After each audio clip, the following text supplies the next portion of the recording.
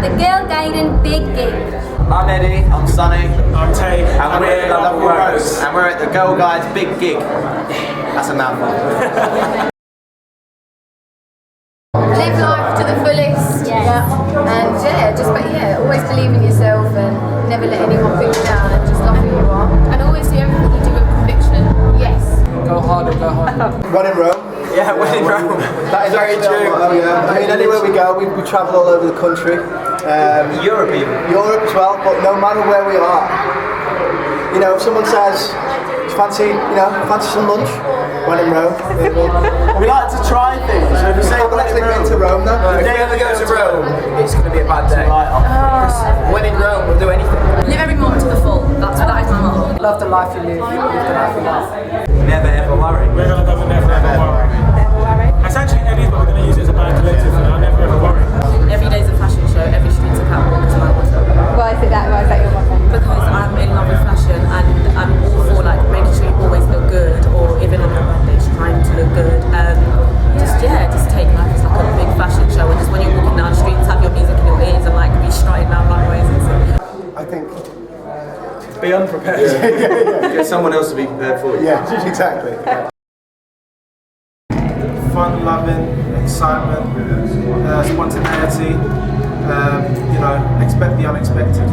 You guys should be prepared for Our weirdness. We're a bit like crazy. Yeah. We all like to do weird voices every now and again. Like we'll be talking and then we'll just randomly come out with an Australian accent or a Yorkshire accent. They want to be like, interesting. Why are they doing that for?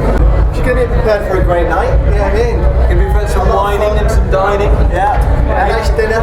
Maybe some romancing. Who knows? Bring a toothbrush, be prepared. Never know. A moonlit dinner under the stars, maybe a bit of dancing, you know what I mean? That'd be nice. Maybe a swim in the sea. We'll go dancing. Exactly. You never know. Be prepared to meet the rest of the band because we'll probably gate crash the day and ruin it. Yeah. You would ruin it. We would accentuate it. We would enhance it. I eat popcorn really I'm not pretty when I eat popcorn. I like to go no. So that they should definitely be prepared. Don't get me popcorn if you want someone to look cute. Okay? No. Lots of laughter, lots of like, I don't know, like energy, because I'm very like bouncy, very energetic, so I think lots of that, lots of like really silly, like boring jokes that he's going to have to pretend he likes and laughs at. I think we would probably have the biggest and best party possible. Obviously Christmas is coming up now, so that might be an idea to do a massive kind of party. I don't know how we would do it. We might do it, I don't know, we might do it huge. We might invite loads of fans or something like that and just do one massive party. Yeah, can Mizz come? Can Mizz come? Of course, you're already there. Yeah, brilliant. As of tonight was our first gig with dry ice. So at the party, I made sure there was a lot of dry ice. I think that's a good atmosphere. To be fair, I think the girl guys have done a pretty good job of party planning. This is essentially a big party. And it had dry ice. 14,000 people, dry ice, loads of people. Those ice sculptures where a drink flows down it and you just put your face at the bottom. How would you like the Italian? Like, so if that's the thing, like that, and then it'd come into your mouth. Take this wine. And, exactly. You can use wine, not if you're a girl guide, if you're underage. Well, okay, it's going to have a bouncy castle somewhere. Yeah, because they're always that fun. I'd say a performance from Rihanna. That should be there. I'm not going to say that because that's almost like a peak to the party because everyone's going to be waiting the whole time for Rihanna. No, because no one's going to know it's a surprise performance. So people are actually coming. They're coming for the bouncy castle and stuff. Yeah. And have a wicked rave. Just whip out. And then Rihanna just comes out and. I'm going to that party. I think they're thinking way too big. I don't think it can be like just a little nice little house party. But with some good, like decent people there, a few. I'm not going to Sunny's. Sunny's party sounds really A few boring. dipping chips or whatever they're called. Oh my god. It sounds like a family You're playing Scrabble as well. Playing Scrabble, that'd be Right, great. anyway, forget Sunny's party, back to my own place. You have good music playing, you have loads of drinks, non-alcoholic of course. Sprite, yeah. We had marshmallows. Marshmallows. We threw them at each Like I other. said, we're big vegetarians, so we keep it simple. Exactly. We like the marshmallows, we like the Pringles, we like the movies, the cheesy movies, the scary movies. I need a very, very, very big survival pack because I'm horrendous. I just have my iPhone and a charger. going? Are you going to charge me that many signal, bro? Well, in the forest? Yeah. I have signal. And then you got a map on there, innit? I'm bringing some rations, food. Yeah? Yeah. What kind of food did you have? You know, you get them that kind of food like that spacemen eat. You know, the packets. Do you know what I mean? And you can, you know, they fill your belly and they're not very much. I need that. Well, I'd have a pop-up tent. Pop-up tent. A cooker. No, disposable I know the camping one. Thank you very much. So I mean, somewhere that I can sleep in when it's wet. Pop-up tent. Disposable barbecue for food. I'd find a water source. And the third one I'd have is my phone. Hairbrush, a mobile phone definitely in case I got lost. My headphones in case I got bored on the way and I want to listen to some tunes. And some food because I get hungry. My mum always tells me, you know, what's next?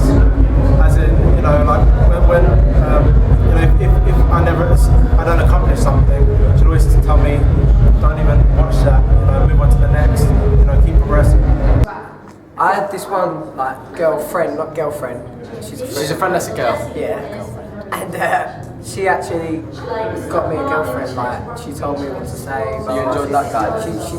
She sort of helped me out because I liked her, but I didn't know how to sort of approach her and stuff. And she was like, what are her interests? Blah blah blah. And told me how to sort of talk my way into swag. So mine's probably my mum. Not even trying to be creepy, but like just to do what I enjoy. Like, I'm actually serious. Like I don't know, you got to do what you enjoy. If you don't enjoy it, what's the point of doing it? No, it's cringy, but like, my mum probably is giving me the best advice. Like, without her, I'd probably be nowhere. So, just do what you enjoy, and yeah. I'd say, you know, something like guys is a great way to boost confidence. You know, I think obviously you get to meet people I suppose you might not normally have met. You know, when you go into, you know, expeditions and all those different things and do a lot of the activities in order to gain your badges and stuff like that. I think you expose yourself to different people and different, I suppose, ways of thinking and different experiences as well. So I think if you haven't got that much confidence, or if you feel, you know, you've got low self-esteem or something like that, you know, definitely something like guides. If you go with somebody older than you know, maybe an older sister or an older friend, that's always a great way to start. I was really shy and I never used to talk to anyone, never mind sing. But I think that, you know, I think there's a lot of peer pressure nowadays about, you know, kids, you know, looking like the same as everyone else and about what you wear, what your hair and what it's like. And I went through school having that problem. But I always stuck to my instincts.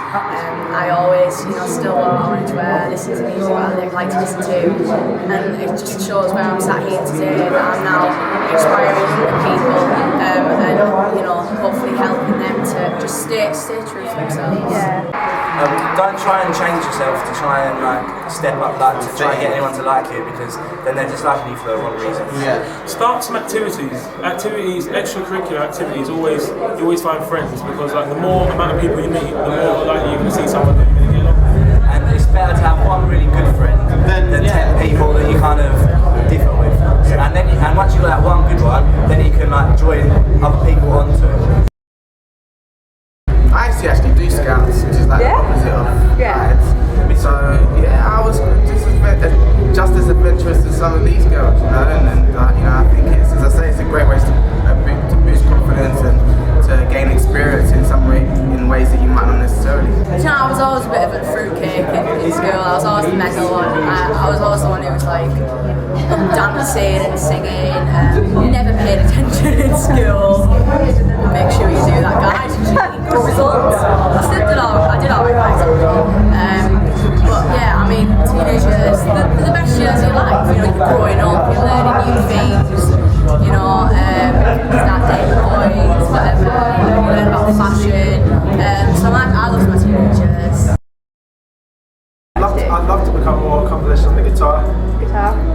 Yeah, I think I would like to have paid attention more at school in languages. In fact, I didn't pick languages. When I went to school, it wasn't compulsory, so I didn't do it. I kind of regret it now. Yeah. So, yeah, I'd love to learn Spanish or French or Portuguese, yeah, something like that. I'd love to learn how to break dance, like not street dance, but break dance actually on the floor where they're like spinning on their head and stuff. I think that'd be pretty swag. I'd love to be able to play football. I can play football, but like Premier League standard. That'd be wicked for me. Jump out of the plane. Abseil down one of the tallest buildings in London.